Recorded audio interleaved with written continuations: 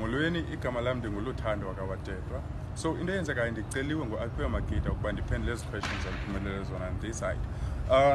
First question is, what do you do?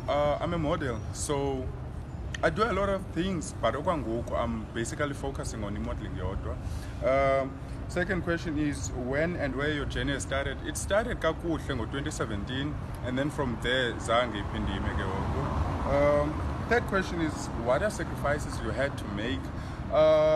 Yinto edibanisele nemali phakathi, so I had to lose. Phofu I'm still losing a lot of money nanamhlanje yabo, because shoots ndizenza ngokwam, like ndithatha imali out of my pocket. Designers that I have to borrow izinto zazo for the shoots.